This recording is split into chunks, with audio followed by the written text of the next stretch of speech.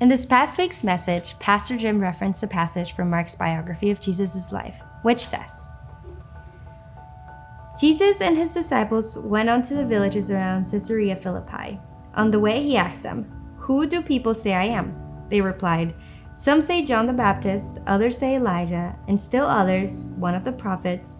"But what about you?" he asked. "Who do you say I am?" Peter answered, "You are the Messiah."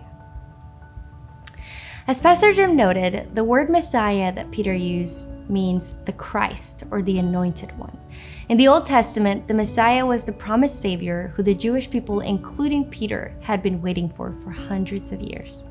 The first century Jewish people believed that the Messiah would have been a warrior king, coming to earth in blazing chariots with a whole army that would take down Israel's Roman oppressors and restore Israel to its former glory.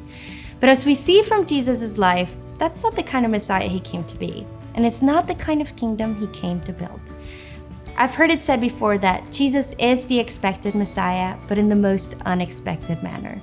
So how did Peter hold these two contrasting ideas? The Messiah he thought would come, and the person Jesus turned out to be, and still come to the conclusion that Jesus was the promised Savior? In the passage from Mark's biography that I mentioned, Mark recorded that conversation between Jesus and his disciples after Jesus had healed a blind man, fed 4,000 people with just a few loaves of fishes, healed a deaf man, and walked on water.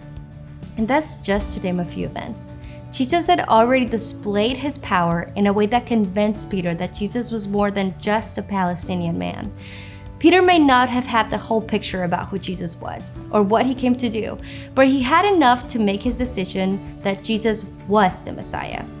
If you want to answer Jesus' question, "Who do you say I am?" for yourself, you first have to get to know him. The biographical accounts of Jesus would be a great place to start. Those are the books Matthew, Mark, Luke, and John. And I would personally recommend beginning with the Gospel of John. Just take time to see who Jesus is and who he's revealing himself to be to his disciples and others. And just go slowly, asking God along the way to reveal himself to you. Here's the thing. You won't find out everything about Jesus through your research. You may not even get all of your questions answered, but there will come a time where you'll know enough to make your decision. If you want any resources to help you in your exploration, we would love to come alongside you in that. Here at Meck, we have an on-demand class called Foundations 101, which goes over all the basics of Christian faith and who Jesus is. And you can access that class and all of our other on-demand classes by going to mecklenburg.org/media or clicking on the Meck Institute title. I hope you keep exploring and that you keep learning, because your answer to Jesus' question, "Who do you say I am?" could be the most important and the most transformational decision that you could ever make.